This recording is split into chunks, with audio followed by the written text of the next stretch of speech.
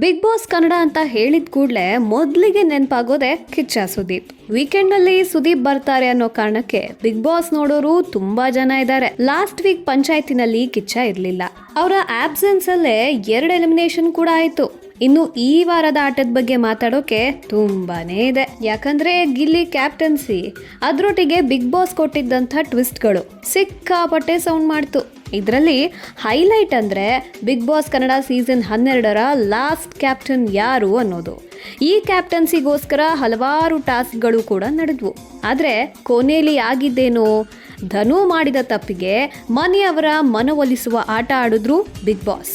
Voting ಮೂಲಕ captain ಆಗೋದಾಗಿದ್ರೆ, ಅದರಲ್ಲೂ ಫಿನಾಲೆಗೆ ನೇರವಾಗಿ ಹೋಗೋ ಅವಕಾಶ ಸಿಗೋದಾಗಿದ್ರೆ ಇಷ್ಟೆಲ್ಲ ಟಾಸ್ಕ್ಗಳು ಯಾಕೆ ಬೇಕಿತ್ತು? ಧನುಗೆ ಪಟ್ಟಾಭಿಷೇಕ ಮಾಡೋಕ್ಕೋಸ್ಕರ ಅಶ್ವಿನಿಗೆ ಮೋಸ ಆಯ್ತಾ?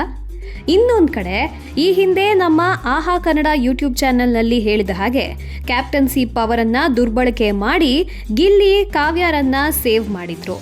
ಈ ವಿಷಯ ಇದೀಗ ಕಿಚ್ಚನ ಮುಂದೆ ಕಿಚ್ಚಿನ ಚರ್ಚೆಯಾಗಿದೆ. ಗಿಲ್ಲಿ ಕ್ಯಾಪ್ಟನ್ಸಿ ಬಗ್ಗೆ ಕಿಚ್ಚ ಸುದೀಪ್ ಮನೆಯವರಿಗೆ ಪ್ರಶ್ನೆ ಮಾಡಿದಾಗ ಕ್ಯಾಪ್ಟನ್ ಅಂತಾನೆ ಅನ್ಸ್ಲಿಲ್ಲ, ಇರ್ರೆಸ್ಪಾನ್ಸಿಬಲ್, ಅಹಂಕಾರಿ, ಟಾಕ್ಸಿಕ್ ಅಂತೆಲ್ಲ ಫೀಡ್ಬ್ಯಾಕ್ ಬಂದಿದೆ. ಕಪ್ ಗೆಲ್ಲೋದು ನಾನೇ, ನನ್ನೊಟ್ಟಿಗೆ ಕಾವ್ಯನ ಫಿನಾಲೆಗೆ ಕರ್ಕೊಂಡು ಹೋಗ್ತೀನಿ ಅನ್ನೋ ಓವರ್ ಕಾನ್ಫಿಡೆನ್ಸ್ ಗಿಲ್ಲಿಗೆ ಇತ್ತು ಅಂತ ಅಶ್ವಿನಿ ಹೇಳಿರೋದು. ಪ್ಲಸ್ ಪಕ್ಕದಲ್ಲಿ ಯಾರನ್ನೇ ನಿಲ್ಸಿದ್ರು ಕಾವ್ಯನ ನಾಮಿನೇಟ್ ಮಾಡ್ತಿರ್ಲಿಲ್ಲ ಅಂತ ಸ್ಪಂದನ ಹೇಳಿದ್ದು. ಎಲ್ಲದಕ್ಕಿಂತ ಹೆಚ್ಚಾಗಿ ನಾಮಿನೇಷನ್ ಪ್ರಕ್ರಿಯೆನೇ ಸರಿ ಇರಲಿಲ್ಲ, ಕಾವ್ಯ ಅವರನ್ನ ಸೇವ್ ಮಾಡೋಕೆ ಇಡೀ ಪ್ರಕ್ರಿಯೆ ನಡೀತು ಅಂತ ಕಿಚ್ಚ ಹೇಳಿರೋ ಮಾತುಗಳು ಇವತ್ತಿನ ಸಂಚಿಕೆ ನೋಡೋಕೆ ಇನ್ನಷ್ಟು ಕ್ಯೂರಿಯಾಸಿಟಿ ಬಿಲ್ಡ್ ಮಾಡಿದೆ. ಹಾಗಿದ್ರೆ ಈ ವಾರದ ಕಥೆಯಲ್ಲಿ ಗಿಲ್ಲಿಗೆ ಕಿಚ್ಚನ ಕಡೆಯಿಂದ ಮಾರಿ ಹಬ್ಬ ಆಗತ್ತಾ?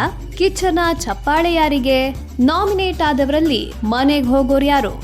Let's wait and watch.